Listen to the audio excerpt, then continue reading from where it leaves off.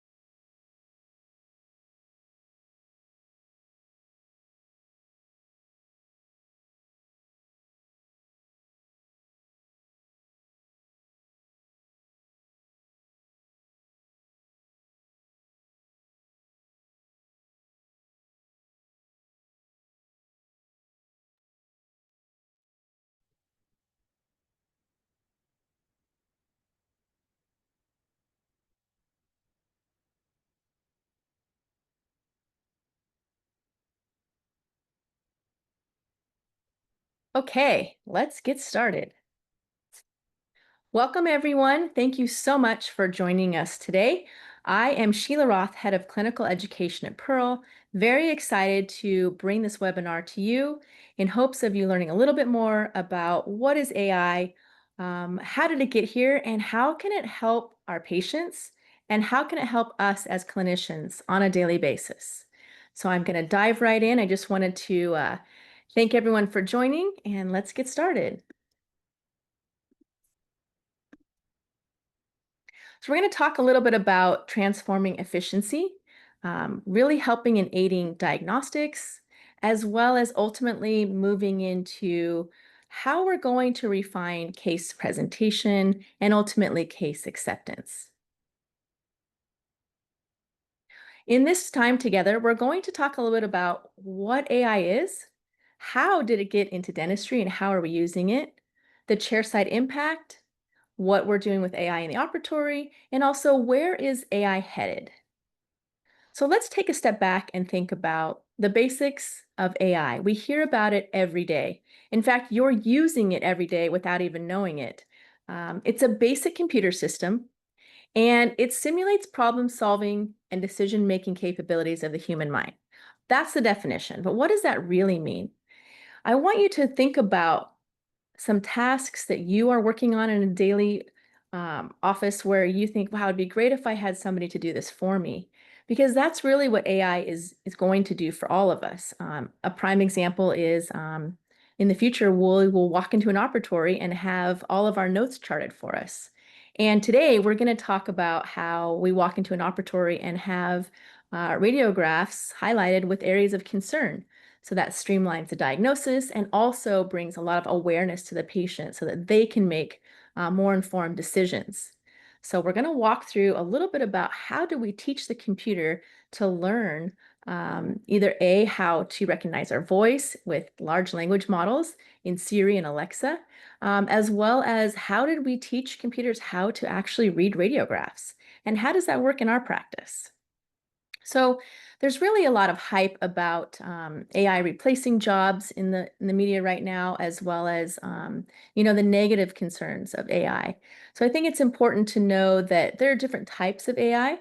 There's a strong AI, more a general AI, something we think about the Terminator, and also a narrow AI, which is really completing simplified tasks like circling a lot of radiographs with caries, putting that into AI algorithms and outputting models to be able to do that automatically. Same thing when I say, hey Siri, and I'm looking for my phone, which I just started doing recently. Siri answers and says, I'm over here. I'm very thankful for those things, but those are narrow tasks. So not to be confused with a general task where AI could think for us. Simple things we're using on a daily basis with narrow artificial intelligence include weather, navigation, these types of things. Netflix, we'll talk about that, how computer vision is really kind of prompting those areas for us. Hey, you watched, something about flowers last week. Here's some more gardening channels. So predictive analytics is also where we're going to go in the future. So as we move through today's presentation, we're really focusing on a narrow artificial intelligence. And this is one of the famous stories back in the day where a small example of teaching a computer to learn how to play chess, right? And ultimately beating the human. So how is AI trained? It's really interesting when you think about AI and how much data goes into training a model to really have something that's performant and scalable. What I mean by that would be, how many x-rays did it take a regular dentist to go in and circle areas of decay, calculus, periapical radiolucencies, notable margins, for us to teach uh, a computer to recognize patterns, right? Shades of gray. So there was a lot of data input with digital radiographs and a lot of training done. And ultimately that created an algorithm that populates an output. So what do I mean by that? Lots of data with a lot of digital x-rays came in, a lot of dentists working on evaluating these areas of concerns, a lot of training. And then ultimately now when you take a radiograph, you're going to see potential pathologies pop up in color as an assistive device, helping doctors move through radiographs faster and ultimately helping your support team focus on presenting these colorful images when you're with your patients. So remember that AI is, again, very simple. It's kind of similar to initially learning different breeds of a dog, right? We taught the AI initially, go find a cavity. Now it was circling things in the past, right? Where it would circle water spots or, even when it was learning metal fillings, right? It was circling earrings. So AI really was in its infancy stage, and we have come very far in the last few years. In fact, initially when you're teaching AI about learning a dog, it's going to learn that a dog has these two little cute eyes and this mouth and this nose, and it's going to go and find dogs, but now it can actually learn different breeds. And so that's similar to AI in radiology, which is it can understand, is this cervical burnout or is this potentially an area of decay? Obviously, we need to usually see the patient to confirm that as well, but it's going to continuously become more performant as we have more data and as our models are continuously refined. So just like you teach a child that's a dog, and then ultimately it learns that's a puppy, right? Or that's a Dalmatian. That's how the AI learns. More data, more pattern recognition, more output. So again, what are we doing on a daily basis that helps us right now, and we don't even know that AI is behind it? There are different types of AI applications: machine learning, natural language processing, computer vision is the one we're going to be talking about a lot today with radiology, and then generative AI. So machine learning, really, it's just a form of artificial intelligence that uses the computer system to really kind of understand what we're asking it to do. And it operates on its own without being told what to do. And again, simple tasks, right? So, a prime example of machine learning would be the content recommendations we talked about a minute ago, which is it recognizes that pattern. It says, you watched something about, like I was saying earlier, flowers, and now here's some more shows for you. So Netflix figured this out early on, right? In order to increase their subscriptions, they were smart and they said, let's give Sheila some more information about the areas that she was watching last week. Some of them I fear are a little off, but that's a different story. But that's where AI is, right? It's just learning. And predictive analytics, it's telling me, again, you watch these flower shows, and what about this additional show about trees? Maybe this would be helpful. Now, that's similar to the radiological side, right? Eventually, AI will move into a place where it will be able to say, this area of concern, let's look at the past and let's predict how fast this cavity may actually progress. Now, we have to take into account all of those other factors, right? Is this a cavity? Is this a radiolucency? Is this just a lesion?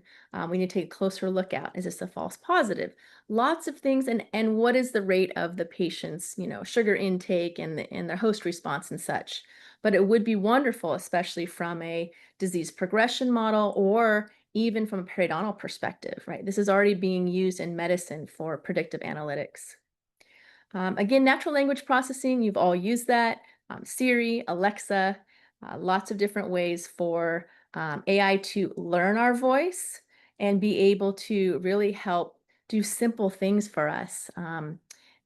Replying to text messages, right? That auto voice recognition. There are so many times throughout my day that I'm like, Siri, set an alarm for this, or, play this music station. So I'm very thankful to have my little assistant around to do these mundane tasks so that I can move through my day faster. It's not replacing me. I'm still telling it what to do. But I want you to start thinking about areas in your life that you're focusing on using AI as well. Voice assistants, and we talked about this already, but also, in dentistry, we're looking into these calls that are being returned for us, or the calls that are being answered for us, or auto perio charting, voice recognizing your auto notes. So you go in, you do a toothache, and it's recording, the tooth sleuth and the air. I'm sorry, the ice and putting it all into a soap note for you. So think about when you involve AI, you're buying back time to actually spend with your patient, right? If I can do automated perio charting as a hygienist myself, that's going to make my time with my patient more valuable. I can learn more about their vacation, or I can educate them about something that's going on in their mouth. So as we move through AI and what it can do for us, is really important to think about, how is AI helping me buy back my time, both in my personal life, but also with my patients? Because when we look back at statistics, we know that the patient experience is really what drives retention and ultimately referrals. So again, today we're going to be talking about computer vision. So this is a field of computer science that focuses on really having the computers identify objects, people, and images in videos. So you use your phone, and if you select a name on your history of all of your images, it's going to pull up, 10 of you. Sometimes it pulls up a goat or something strange, right? So again, keeping in mind that AI is not perfect, but it is really smart and really fast. Um, and then again, those of you that have a car that will automatically remind you in the blind spot or that'll stop for you, whether you're going to run into something or back into something. Very valuable ways the AI is helping us navigate through our own days. And now we're finally here. So my favorite topic is really computer vision, giving us the ability to detect caries, segment out the teeth for case presentation, find calculus. Hopefully, that's before you're scaling and root planing. But let's dive into how dental radiology has been transformed with AI. Now, think about this. Here's a funny example of generative AI. You couldn't tell the computer, right, systems, whether you're using this for marketing or using ChatGPT, create a picture of Santa Claus sitting in a dental chair with an AI image and a doctor sitting next to him. And this is what came out. But how do we transform that into dentistry, right? Create a response to this denied claim, right? And ChatGPT will go to work for you. Same thing would be I have an outstanding campaign I'm going to create, which is whitening for the summer.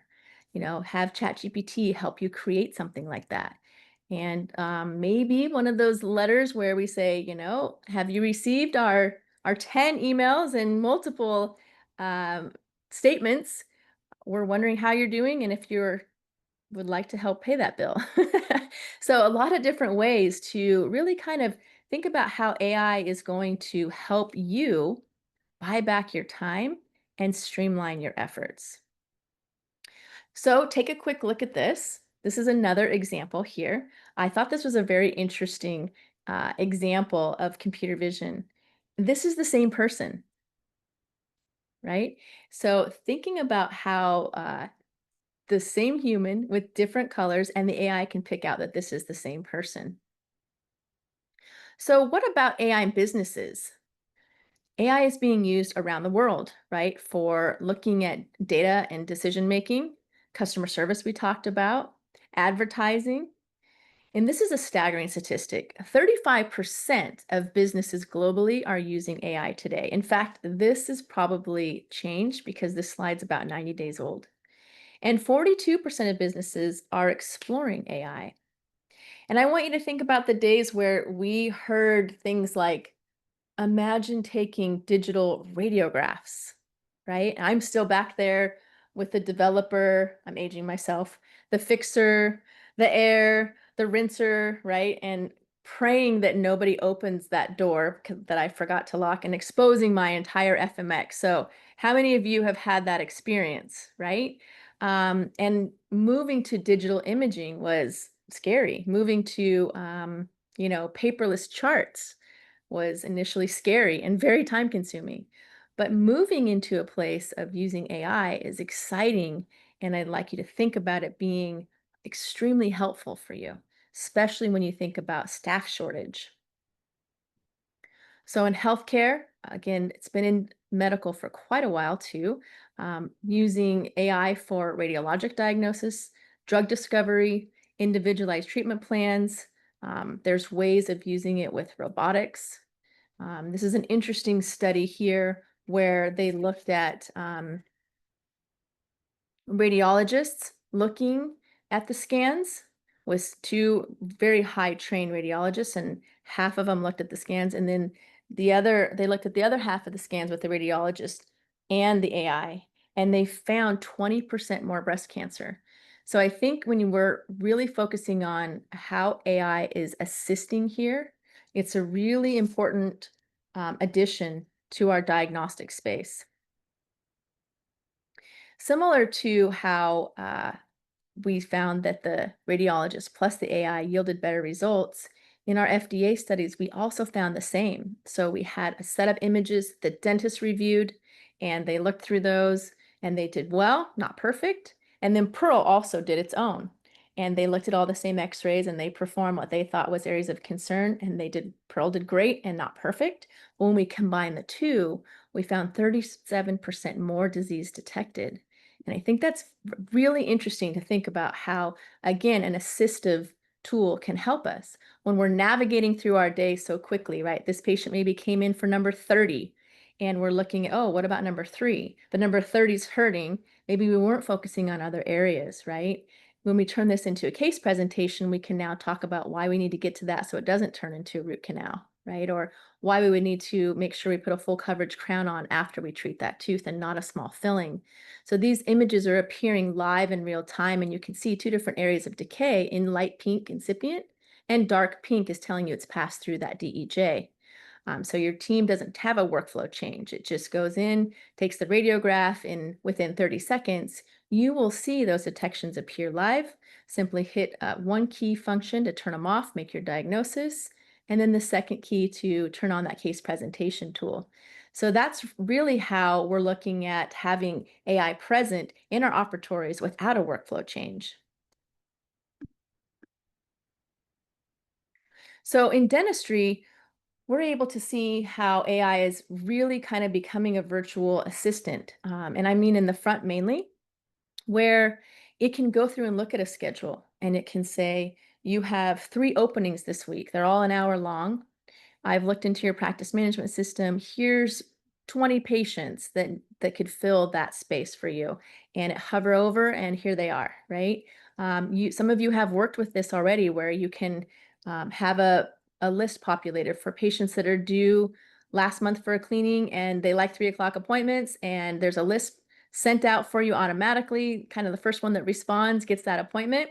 That's another way that AI is helping. Diagnostics we're going to get into today. Having AI verify insurance, right? That's a huge help. To be able to have insurance already verified for you and take away usually about 75% of time that you're spending going through websites is a huge value add for somebody in your practice to be able to spend more time getting back to patients about treatment plans or being able to present more dentistry while the patient's here. We don't have to worry so much about, are we going to have to call that insurance and call the patient back later, because before they come in, the insurance and the breakdown is already verified. And also AI has been used for recruiting staff and also workflow, how to streamline your workflow with some of the scenarios we discussed earlier. And again, if you've seen any of the news, you know how the AI is taking over the whole world. But reality is, how can we use it in dentistry, right? And we look at the history of modern dentistry, we can see all of these technological advances that have truly pushed our space forward. And we look back at, braces and the modern toothbrush and dental x-rays, fluoride, intraoral scanners, right? And digital dentistry. And now we're moving into a phase where AI has become widely adopted. So it's very exciting to see these advances really kind of push our industry forward. And what we're talking about here is those basic pathologies that we're looking for multiple times per week, whether we're reviewing old radiographs, meaning like a patient's coming in, they're not due for x-rays, we're going to go do their hygiene exam, or you're going to do a filling on a tooth. Let's take a quick peek and see how everything looks. It's part of our standard workflow, right? We're looking for, how deep is this cavity? Is there anything else going on around it? If you're the doctor filling something today, or as a hygienist, you're really taking a step back saying, okay, my patient's coming in, how are they doing periodontally? How are they doing health-wise? But also, where are they at restoratively? Is there unscheduled dentistry? Do I need a new x-ray? Was there overlapping last time? Do I need to open a contact on a high caries patient? But having the AI laid over your images really allows you to move through your x-rays faster. And keep in mind, guys, the AI doesn't get tired, right? So there is some truth and some statistics about decision fatigue, right? So are you as sharp at 8 a.m. on Monday as you are at 4 p.m. on Friday when you're looking at radiographs? And remember, these are objective opinions, right? So you don't have our standard doctors who are inundated with so much they're doing on a daily basis, especially these owner doctors, if you're moving into owning the practice and you're paying payroll and you're answering staff and you have to plan for a meeting and the supply company's on the phone and you've got a hygienist in room 1 and a rubber dam in room 3. Like the amount of decisions you make on a daily basis is really phenomenal. So let's just kind of walk through this and how this will be helpful for your team. Navigating through two different colors of caries is extremely beneficial from the hygienist side or the doctor's side, right? The hygienist, our job is to do that initial evaluation, hopefully, and kind of set up the doctor for success in that ideal exam. Having those little incipient lesions be a light pink area of concern, right? I used to tell my patients, okay, these are the areas that we want to keep an eye on and we want to floss. Well, I'm showing them a black and white x-ray and I'm trying to explain, and I'm sure many of you have done this, where you're explaining this beautiful white area of enamel, and then there's this little dark gray triangle. And in my head, I'm already thinking, you can see what I mean, right? When I take a step back, I think it took me about 2 years to actually figure out where a cavity was and where it wasn't. But I'm expecting my patient who's never seen an x-ray or never taken a radiology class to understand not only that incipient lesion or did it progress through the enamel. And it's interesting, we have been presenting the same way for, well, this is my 34th year in dentistry. So the same exact way, we're showing him an x-ray, right? Do you see this gray area, or do you see this calculus spur, or do you see this periapical radiolucency? I know you don't feel anything, but do you know there's an infection here? And it makes you start thinking, no wonder they don't trust us. And no wonder in social media, when you start looking through what is a dentist or going to the dentist, and you see all of these quite frankly, negative connotations in dentistry. We could pull up so many TikToks or Instagram videos on how our profession is really kind of put in a very negative light. But I think when you start thinking about bringing clarity and visual aids to a patient where they can understand an area of decay, light pink, are we going to remineralize or floss or watch? Bone level measurements for hygienists, right? These yellow lines are stable, but we're really concerned that we're losing some more bone here. You can see this one's turning orange. Calculus, much easier to explain to a patient that, especially a new patient who's been going to their same dentist, right, for 10 years, and they come to your practice and there's subgingival calculus everywhere and they've never heard of a deep cleaning. So you have a huge hurdle to overcome to establish trust with that patient. And again, when we look down here at this image that shows the teeth in color, it really starts connecting the dots for the patient, right? It's really a way for them to understand what we're talking about in color. And when patients understand the dentistry, they're more likely to accept it. And one of my favorite lines is earlier and more often. And that serves two purposes. Number one, we're preserving the tooth structure. And number two, we're keeping things as inexpensive as possible for the patient and having really great outcomes. And patients that have small fillings with no post-op issues, compared to a filling that got too big, thought it was a filling, turned into a root canal, that's not a patient that's going to want to refer you, even though it's a standard situation that occurred, the disease progressed. But they don't connect the dots sometimes. What do you mean my tooth hurts? I've never had it hurt after a filling, right? So there's a lot we can do with enhancing diagnostics for our clinical team and also really enhancing case presentation for our patients. I will tell you the other nice thing here is you buy back so much time when you're showing images in color. You're not having to do the shades of gray conversation. So why is dentistry so well suited for AI? When we look at the amount of images that the dental professionals are responsible for per year, it's really outstanding when you think about 1.4 billion dental x-rays are captured each year. That is a lot. Our profession is responsible for 86% of our patients are getting images captured in comparison to, the medical space, right? You don't usually get an x-ray in the medical space unless there's something concerning. So it's important to think about how AI got here, and why it's really so valuable.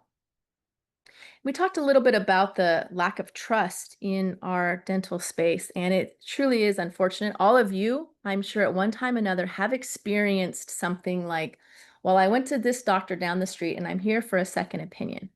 Now, in my practice I used to manage, I loved second opinions because the doctors I worked for were extremely ethical, very kind, very honest, and sometimes those very long recommended treatment plans that came in were not 100% necessary. And although we don't say anything about that from the previous doctor, when we were able to let them know, well, maybe we do need a couple fillings, but we don't need to take the teeth out, or no, we probably don't need to do 4 quadrants of scaling. We're just going to do a regular cleaning today. We're not seeing any areas of concern. That was one of the things I loved because we were able to take that opportunity and really kind of bring some light into an experience the patient had in the past. When I talk about inconsistency, I want to bring up some of these interesting studies that we've run. And I'm sure those of you that remember the Reader's Digest story in the past recall where, we had a journalist go to 50 different states and get different diagnoses from each doctor and look back and say, wow, I had one mouth, I traveled across 50 states, and I had diagnosed recommendations from $300 to I think it was almost like $36,000. And that was really, I think it was on Dateline, right? I remember, again, dating myself. I remember we had a staff meeting about it, and the doctor's like, okay, so keep in mind there's a lot going on here. We have to mitigate this concern. There's also been additional studies and conversations about this on talk shows and the news, again, about dentistry. And we're always trying to bring back that trust. So when we looked at an interesting study in the middle here done by Pearl as well, we had almost 9,000 images we started with, and we had, I think this one was 4 doctors, and they could only agree on the same radiographs if there was a cavity 4.3% of the time. Now, remember, we're not asking them to say, would you fill this cavity? It was, is there something here that looks like a potential area of concern? Yes or no? And they agreed 4.3% of the time. What I found most interesting about this study was when they came back 90 days later, they only agreed with themselves 70% of the time. So that was very surprising. And it makes sense, though, right? We are human. And we are excited about our recent partnership with UCLA. They have incorporated one of our Calibrate tools, helping the students move through diagnosing. And we're seeing a huge improvement in their overall diagnostic skills. So it's great to see Pearl helping clinicians as well as helping students. When we look at some of the data, before I came to Pearl, I would have never been able to see that this was actually possible. But after looking at so many x-rays and looking at the research, it's very unfortunate to see that 43% of these areas in x-rays go undiagnosed, and that 20% of caries that were diagnosed were not actually cavities. But what about 49% of periapical radiolucencies in x-rays are undiagnosed? I don't know, guys, how long it's been since you've been in dentistry, but these are not A+ scores. And I think there's a lot that can be contributed here to moving so quickly and being able to be really mindful about what's happening on these radiographs. We also remember back in the 80s where somebody talked about a strange tool called spell check, right? And they were going to put a little red line underneath those areas that were incorrect that you typed. And I'm sure all of us thought, we don't need that. We know how to spell. And I think that's a similar thought process when it comes to radiological AI. In fact, we all know how to spell, but I love my spell check because it's catching things when I'm typing too fast, or when maybe if I'm not at my best, or maybe if I'm thinking of something while I'm typing and I just typed an IE. And I want you to think about that is kind of how radiologic AI works, is you're still going to diagnose, but you're going to have that little red line, which is that little red cavity or that little pink area or the blue area saying, hey, take a closer look at me. Do you want to look at this when you see the patient, right? And I think that's what we need to think about. Everyone laughed at spell check, and now we can't live without it. And we do feel that this is going to be the standard of care over the next 5 years, if not already. Again, 64% of patients say they do not understand their radiographs. This does not surprise me, but I kind of look back and laugh at all of the case presentations I did as a hygienist and an office manager. And the patient was like, yeah, absolutely. Right. And we look, I'm happy to schedule that. I need that. I understand. And I look back at, like sometimes a 49% case acceptance overall. And you start thinking about, we know there are other factors, right? But there's a lot of studies out there. And when you start diving into the data, yes, we know money is an issue. We know fear plays an issue, but a lot of it is that they didn't understand it. And when they don't understand it, they don't trust us, which leads to more extensive and more expensive dentistry, right? So imagine being able to not have to diagnose more, but being able to use a colored image to show an area of disease, which is a cavity that's progressed through the DEJ, saving the patient from having to have a root canal would be wonderful, right? Having your patients have more trust. I know all of us feel our patients trust us, but we don't take surveys on, did you understand what I was telling you today, right? Does it make sense to you that if you don't do that crown soon or that filling soon, we could move into a bigger restoration? Um, that's a very interesting thought when we sit back and feel like we've done such a phenomenal job, but only 3, right, out of 10 patients really understand what we're talking about. Those are probably the very inquisitive engineer types that are like, tell me more, right? We've all had those patients that we love them in the chair because they want to know, what type of bacteria is causing this. So those were always fun times. But on a serious note, it is really our job to find a way to really decrease the patients that are walking out the door without accepting their dentistry. What if we could turn this around, right? And we say that 7 out of 10 patients are now understanding this. And I think that's a huge value add when we're including AI in our workflow. I think all of us on this call would agree that the quality of dental care begins with an accurate x-ray analysis, right? So that's really kind of how we started off. We review the radiograph, we go talk to the patient, but this is really the foundation of that patient relationship and the overall patient care and outcome. So we're going to play a little game. You can write this down at home or wherever you're at, maybe at work. How many areas of decay do you see? Now, before I show you the x-ray, what I want you to think about is not am I going to fill this, but how many areas of decay, potential decay, do you see? How many radiolucencies do you see is the question.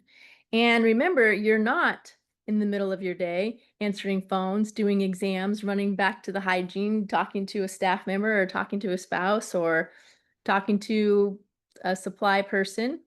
But just take a moment here and think about your radiograph review, right? How fast and furious it typically is. And I think we've all missed one thing or another. And that doesn't mean that the AI is going to be perfect and find everything you don't. But again, looking at those statistics, we know that we are better together. And ultimately, that's what's better for our patients. Okay, here's the answer. Did you find 4 potential areas of concern? Right? A lot of times people will have found this one and maybe the one here on number 6. But what about these little incipient lesions, right?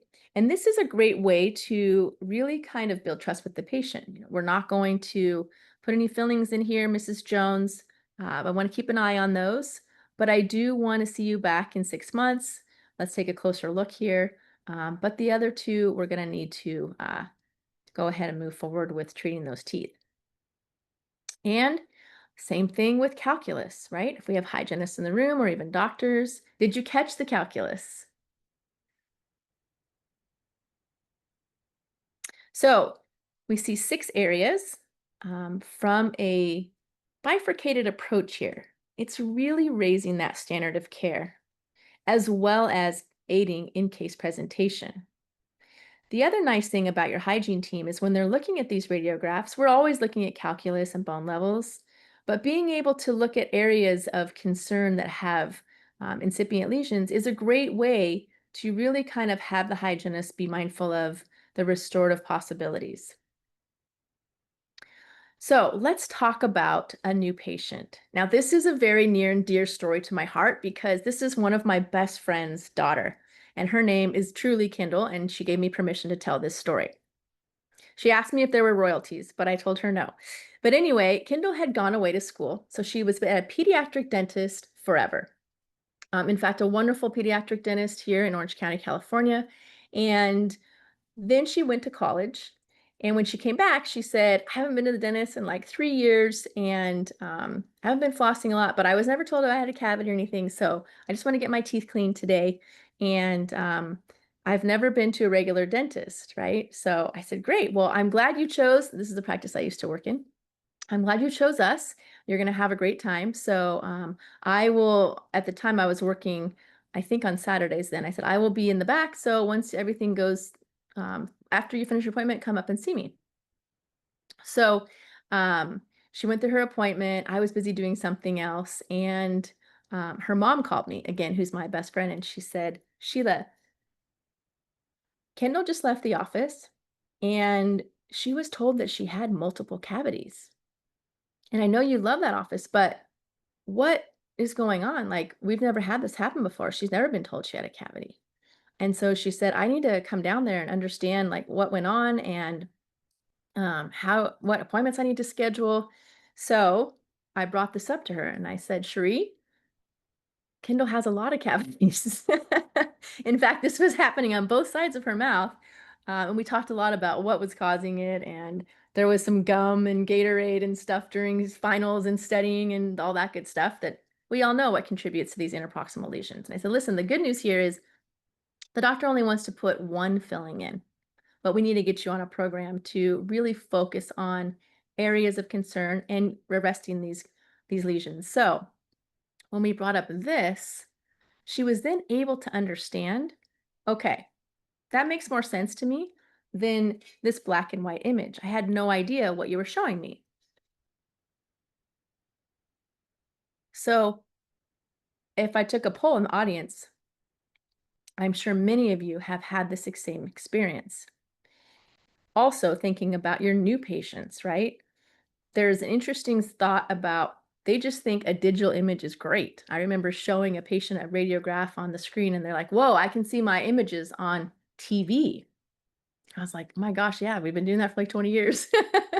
But they thought that was so neat. And what do you think they think now of this, right?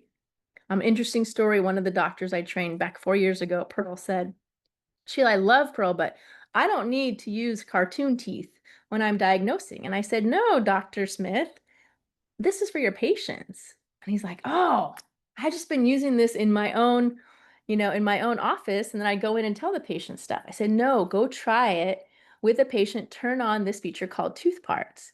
And he said, this is how we present dentistry every day now. Remember, interproximal lesions, asymptomatic. This is a lot of the conversations we're having. And you'll be really impressed to know that within the first 90 days, there's a 30% increase in case acceptance when your team is using these visual aids with chairside case presentation. So very simple approaches here. Remember, there's no workflow change, right? One of my favorite things about having AI is there's not a learning curve. We're taking x-rays, we're reviewing x-rays, and we're sharing x-rays, right? So you're able to move through that very quickly and understand that you don't have to do anything different in your appointment. And again, you will buy time back and you will enjoy the conversation a little bit more because your patients are now engaged. You will see fast forward where patients come in and they'll say, I really hope that that little light pink or whatever color lesion that was is not going to be darker today. I don't want to get a filling, right? I've been flossing. So they start becoming part of that care and really a little more informed as time goes on in a simplified visual image here. So for me in my practice, I call it my practice because I was there 20 years, but it's not my practice. Um, we had 23 hygienists, and they worked different hours. But because we saw so many patients, we really enjoyed having the hygienists being really mindful about the patient's overall care. In fact, when you look at the ADHA and what it says about hygiene and how we're really helpful in looking at both hard and soft structures of the mouth, educating the patient, they really enjoyed having this as their visual aid from a diagnostic perspective, even though they're not diagnosing. They can warm the patient up. They also were really enjoying the fact that they could explain needs for scaling and root planing, or a broken tooth, or small lesions that are starting, and we could work on flossing. So patient education was really kind of taken to the next level, and thinking about those dental assistants as well, right? I remember I was a dental assistant, and the doctor, you guys all know this, the doctor walks out of the room. Sorry, doctors, this is the truth, but a lot of times the assistant still to this day, with all the technology, reaches out and says, would you do that? Like, what did the doctor say? Right? And this has minimized those conversations now. They trust the dental assistant. So they're going to always ask these questions, but they no longer have to say, can you re explain that to me? Right. And I think it's really valuable to understand that the patients are engaged now. They understand white teeth, right? Because they can see the outline of the enamel. A nice part of having patient printouts allows your team to also submit additional data for claims. So we found that with scaling and root planing, for example, we still have to submit the documentation, which is the full mouth probings, that staging and grading, as well as the recent radiographs. But having the bone level measurements appearing directly on the radiographs has really been a game changer for teams with resending these types of images with those denials, and proactively sending them now when they have a new patient with their AI system, and the bone level measurements are present on these radiographs. So that was a huge win that we found recently, and we're really excited to help get those claims paid. So again, thinking about how you're going to be using AI, and again, a lot of uh, doctors have said to me, "Well, I wouldn't have filled this one anyway." So I'm glad they watched it, and it's true. And then we're watching it get a little bigger, but I'd like this image because it does remind us that the better I should say, the more diagnostic the image, the better the AI will perform. However, you can still see that the AI is learning that there's some shades of gray within that overlapped region.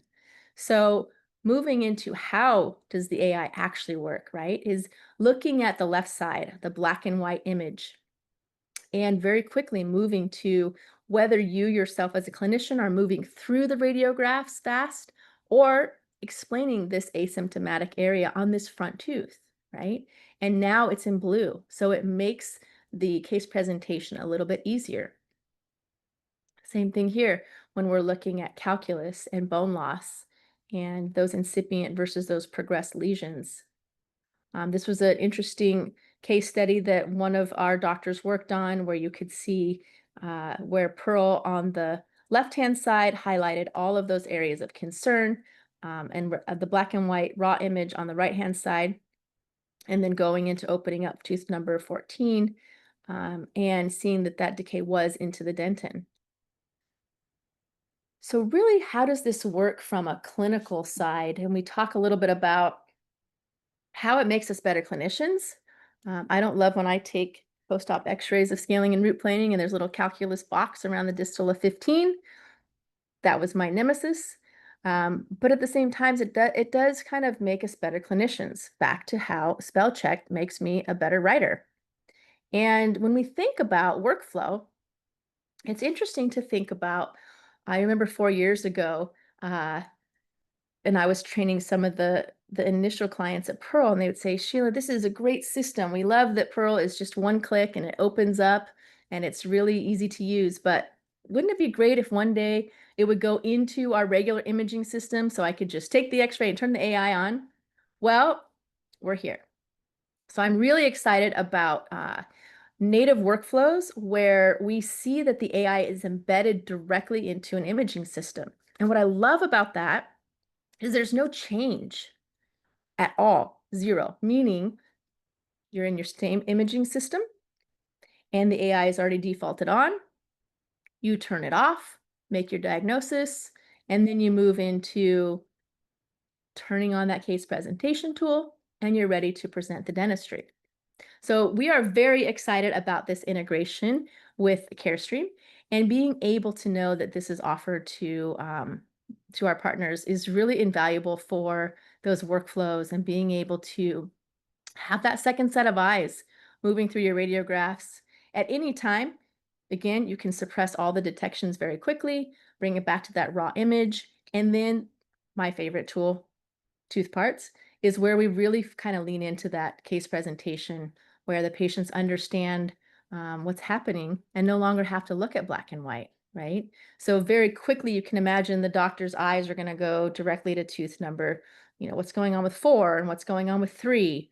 Still, you're going to have to look in the mouth, right? So one doctor said, oh, good, I could just go to Hawaii and this is just going to diagnose for me. And I come back with all the treatment on the schedule. No, that is definitely not the case. So, and also level setting on accuracy, right? We need to be mindful that, again, just like humans, AI is not perfect, but we are better together. So when you can move into a system that uses AI inside of your regular imaging system, that's really kind of the home run as far as workflow goes. Like I was saying, we used to see almost 2,800 hygiene patients per month, and we had an hour per patient, which was wonderful. I still felt like I'd never had enough time, but moving through diagnostics and case presentation really was a game changer when we put Pearl into our practice. So back to being able to have this be a full team tool, especially if you have it integrated directly into your own imaging system. Then your team takes x-rays, it becomes second nature to them. They start explaining areas of concern to the patient. Doctor's going to come in and take a look at this, and you're able to really kind of see that case acceptance really improve overnight, whether you're assistant, hygienist, even front office. The front office teams are using these images for claim submissions, but also really when we bring our patients to the front desk, right? And they walk from the back to the front, and then they tell the front that the doctor said that I could wait, which I don't know where they got that from because that's not what we talked about in the back. But the front could always show these areas of concern. In fact, they can also email these colorful areas when you're talking about, presenting dentistry and sequences, and ultimately, again, for those areas of concern with the root planings and getting those denials, decreasing those scaling and root planing denials. So I was lucky enough to be involved in this study as well, where we looked at the treatment accepted by the patients prior to Pearl and then also again after they started using Pearl. And they did not diagnose more. I think that's an important thing to consider here is the goal is to take the very best care of the patient at all times. And when we see how do we take care of our family, our friends, right, and our patients, the reality is we're educating them. I know like when I have dinner with a friend of mine, she's like, what do you think about this? And I'm like, go into a 20-minute conversation. She's like, I just needed to know if it was okay or not, right? But the reality is when we are educating our patients and we see them accept the dentistry, it's really wonderful to see that they're saving their teeth and they're getting to the treatment sooner. So again, having one more visual aid for a patient has really been an influential part of that patient accepting the dentistry. We show them intraoral photos all the time, right? And even a beautiful amalgam filling up on the screen looks terrible. And I'm no, this is fine. This tooth is fine. It's the tooth next to it, right? But now you can do that when you're looking at radiographs and even those periapical radiolucencies. One of the doctors that I was working with a year ago was telling me on a webinar, she said, Sheila, I'm an amazing clinician. I've been doing full case veneers for 20 years. And I had a patient who came in and she wanted veneers. She was getting ready to get married and we had mocked it all up and she took some time off and she whitened and then she came back a few months later. And long story short, she said, I went into prep, took some new x-rays real quick and found a periapical radiolucency. And Pearl pointed it out and she's like, and lo and behold, it was there the time before. So here's my patient who's ready for veneers for her wedding, and we're not prepping today. So she tells that story, and I'm so thankful for those organic experiences that are really helpful for us to think about again, how is AI assisting us on a daily basis? And where are we heading? So we are really proud to announce our new 3D second opinion at Pearl here and our FDA clearance. I think we are the first in the world, so that's really exciting for us.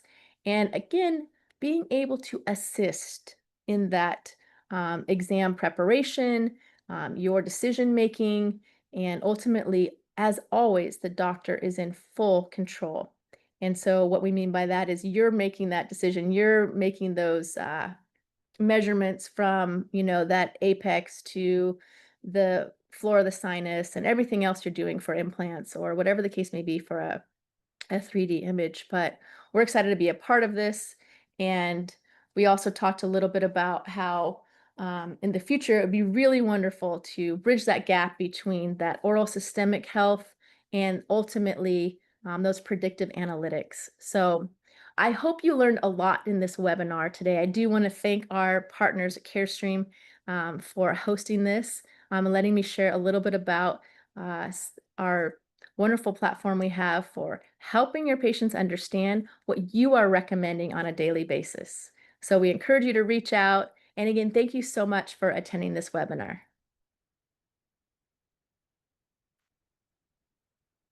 Okay, there you have it.